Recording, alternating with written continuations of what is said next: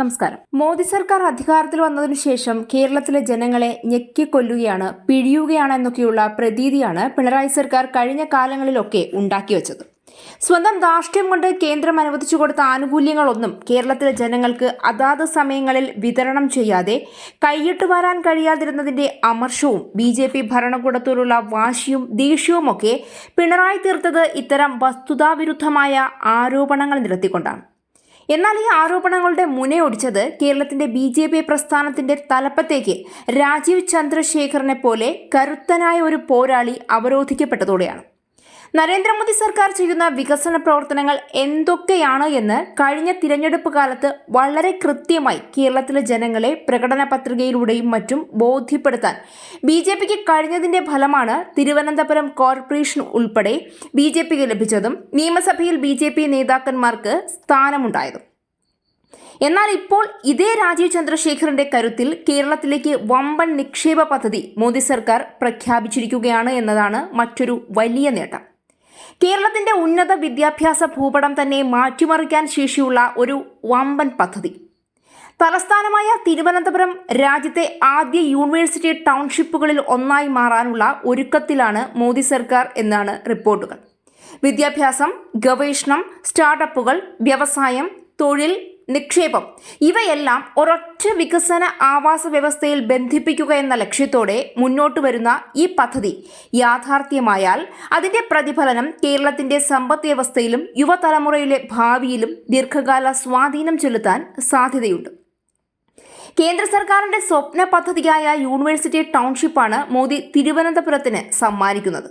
കേരളത്തിന്റെ ഉന്നത വിദ്യാഭ്യാസ മേഖലയ്ക്കും വികസന കുതിപ്പിനും കരുത്തേകുന്ന നിർണായക പ്രഖ്യാപനവുമായാണ് കേന്ദ്ര സർക്കാർ ഈ പദ്ധതി പ്രഖ്യാപിക്കുന്നത്. രാജ്യത്ത് പുതിയതായി നിർമ്മിക്കാൻ ലക്ഷ്യമിടുന്ന 5 അത്യാധുനിക യൂണിവേഴ്സിറ്റി ടൗൺഷിപ്പുകളിൽ ഒന്ന് തിരുവനന്തപുരത്ത് യാഥാർത്ഥ്യമാകും.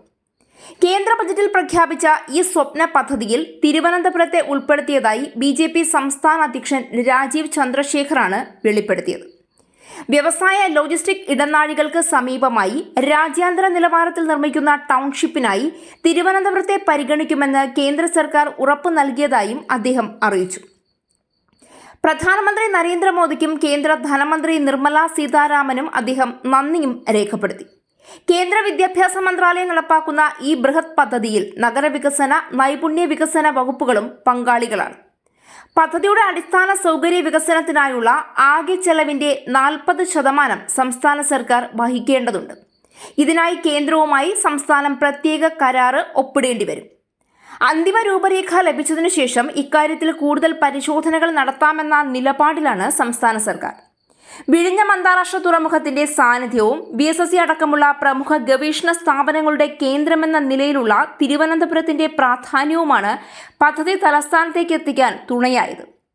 അക്കാദമിക പഠനവും വ്യവസായ മേഖലയും തമ്മിലുള്ള സഹകരണം വർദ്ധിപ്പിക്കുകയും ഉന്നതതല തൊഴിലവസരങ്ങൾ സൃഷ്ടിക്കുകയുമാണ് ഈ പദ്ധതിയിലൂടെ കേന്ദ്ര സർക്കാർ ലക്ഷ്യമിടുന്നത്. അമേരിക്കയിലെ പ്രശസ്തമായ റിസർച്ച് ട്രയാങ്കിൾ മാതൃകയിലാണ് ടൗൺഷിപ്പ് വിഭാവനം ചെയ്തിരിക്കുന്നത്. തിരുവനന്തപുരം റിസർച്ച് ആൻഡ് ഇന്നൊവേഷൻ ക്ലസ്റ്ററുമായി ചേർന്ന് പ്രവർത്തിക്കുന്ന ടൗൺഷിപ്പ് സർവകലാശാലകൾ, ഗവേഷണ സ്ഥാപനങ്ങൾ, സ്റ്റാർട്ടപ്പുകൾ, വ്യവസായ മേഖലകൾ, വിഴിഞ്ഞം പോർട്ട് എന്നിവയെ കോർത്തിണക്കുന്ന ഒരു സംയോജിത ഇന്നൊവേഷൻ എക്കോസിസ്റ്റമായി ഇത് മാറും.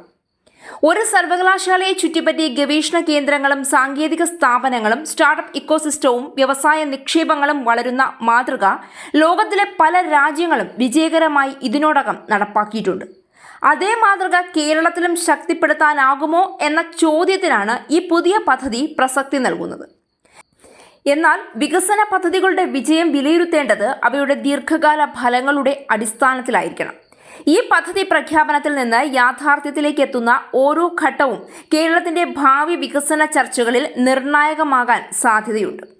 കേരളം വർഷങ്ങളായി ഉയർന്ന സാക്ഷരതയും മികച്ച വിദ്യാഭ്യാസ നിലവാരവും കൊണ്ട് ശ്രദ്ധിക്കപ്പെടുന്ന സംസ്ഥാനമാണ്. എന്നാൽ പഠനം പൂർത്തിയാക്കിയ യുവാക്കളിൽ വലിയൊരു വിഭാഗം തൊഴിൽ, ഗവേഷണം, ഉയർന്ന വിദ്യാഭ്യാസം എന്നിവയ്ക്കായി സംസ്ഥാനത്തിന് പുറത്തേക്കോ വിദേശത്തേക്കോ പോകുന്ന പ്രവണതയും നിലനിൽക്കുന്നു. അതിനാൽ ഗവേഷണത്തിനും നവീകരണത്തിനും സംരംഭകത്വത്തിനും അനുയോജ്യമായ ഒരു വിദ്യാഭ്യാസ ആവാസ വ്യവസ്ഥ രൂപപ്പെടുകയാണെങ്കിൽ അത് ഈ പ്രവണത കുറയ്ക്കാൻ സഹായിക്കുമെന്ന പ്രതീക്ഷയുണ്ട്. ഇത്തരത്തിലുള്ള പദ്ധതികളിൽ ഏറ്റവും പ്രധാനപ്പെട്ട ഘടകം വിദ്യാഭ്യാസവും വ്യവസായവും തമ്മിലുള്ള ബന്ധമാണ്.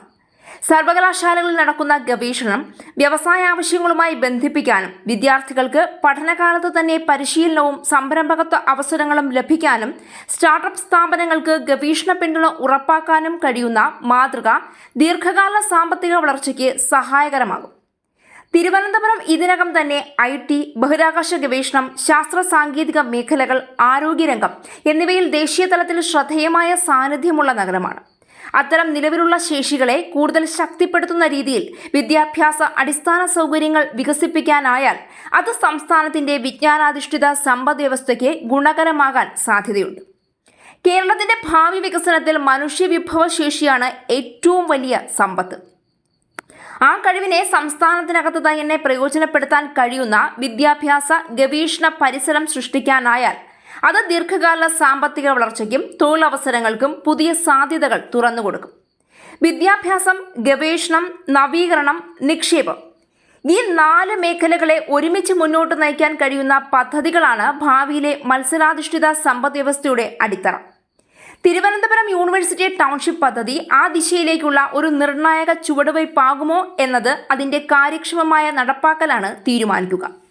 വികസന പദ്ധതികളുടെ മൂല്യം രാഷ്ട്രീയ മുദ്രാവാക്യങ്ങളിലൂടെ മാത്രമല്ല, ജനങ്ങൾക്ക് ലഭിക്കുന്ന യഥാർത്ഥ പ്രയോജനങ്ങളിലൂടെയാണ് അത് അളക്കേണ്ടത്. കൂടുതൽ ഗവേഷണ സ്ഥാപനങ്ങൾ, ഉയർന്ന നിലവാരമുള്ള വിദ്യാഭ്യാസം, പുതിയ തൊഴിലവസരങ്ങൾ, അന്താരാഷ്ട്ര നിക്ഷേപം, പ്രാദേശിക സമ്പദ് വ്യവസ്ഥയുടെ വളർച്ച എന്നിവ യാഥാർത്ഥ്യമായാൽ ഈ പദ്ധതി കേരളത്തിന്റെ വികസന ചരിത്രത്തിൽ ശ്രദ്ധേയമായ ഒരു അധ്യായമാകാൻ സാധ്യതയുണ്ട്. പ്രഖ്യാപനങ്ങൾ യാഥാർത്ഥ്യമാകുമ്പോഴാണ് വികസനത്തിന്റെ യഥാർത്ഥ കഥ എഴുതപ്പെടുന്നത്. അതിനാൽ ഈ പദ്ധതി മോദി സർക്കാരിന്റെ വികസന പ്രവർത്തനങ്ങളുടെ പുതിയ മുഖമായി മാറുമെന്ന കാര്യത്തിൽ തർക്കമില്ല.